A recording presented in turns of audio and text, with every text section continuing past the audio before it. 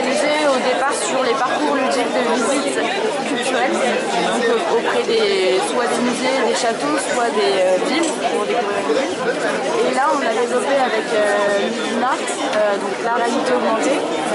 Et en fait, là, le principe, c'est qu'on a fait le constat que la réalité augmentée, on était plutôt passif devant sa tablette à juste regarder.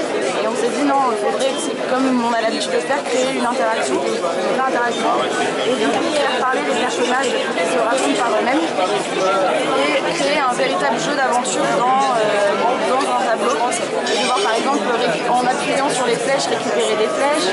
Pouvoir par exemple lancer, là il y a une petite animation sur les cartes qui tombent pour trouver les ciseaux. Et en fait ça tombe par là et après on peut saisir les ciseaux. Et l'idée c'est vraiment de cumuler tout un tas de fonctionnalités, soit lancement d'audio, soit lancement de petites bulles comme des bulles de BD, soit lancement de vidéos animées en réalité augmentée, et aussi de la 3D pour mettre en avant des éléments d'un tableau. Et aussi dans une scénographie, ce qui peut être intéressant, c'est comprendre mieux la scénographie et le fil conducteur qu'il y a entre les différentes œuvres, parce qu'avec un même écran ouvert en réalité augmentée, on peut reconnaître plusieurs images et donc du coup faire en sorte que les tableaux s'interpellent et interagissent entre eux aussi. Donc vous vous adressez aux musées, aux galeries d'art, On s'adresse là, au départ on l'avait réfléchi pour les musées et on se rend compte que ça peut être très varié en termes de perspective, dans le sens où ça peut être aussi dynamiser des campagnes de communication en termes d'affichage.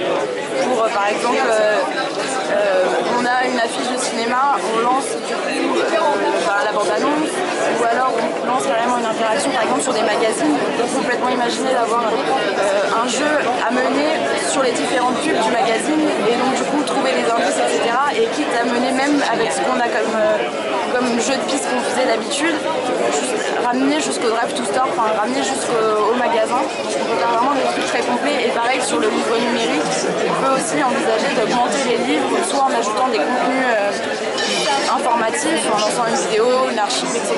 Soit vraiment raconter une histoire. Enfin, le but c'est vraiment raconter. notamment avec les contenus jeunesse. Voilà. Ouais. Et donc en cliquant là, il va vous proposer un défi. Ouais. Et il vous propose en fait de replacer, je mets relever le défi, ouais. C'est un calque que vous pouvez tourner. Et pour replacer en fait les éléments, vous voyez il y a la hache, il y a les flèches et il faut les replacer là où vous les avez trouvés. Là, voilà, c'était là. Donc je clique ou... Du coup vous validez. Ok. Là ça vous dit ok. Et maintenant vous devez cliquer en fait sur l'emplacement qui a été mis en évidence par le cercle rouge. Ouais. Là je reviens là, ouais. Et en fait quand vous regardez bien, vous voyez il y a une trace de ciseaux avec un œil. C'est là l'endroit où on va positionner les ciseaux. Donc, en cliquant on symbolise le fait que vous mettez. Ah c'est génial. Et là attention, l'œuf d'or. Ah c'est sympa, c'est très sympa. C'est vachement bien. Parce que c'est très ludique et en même temps, effectivement, on peut apprendre plein de choses. Et du coup, la dernière étape, en fait, met en évidence tous les personnages du tableau qu'on a travaillé. Et du coup, elle explique les proverbes flamands et elle donne la traduction en français, l'équivalent en français.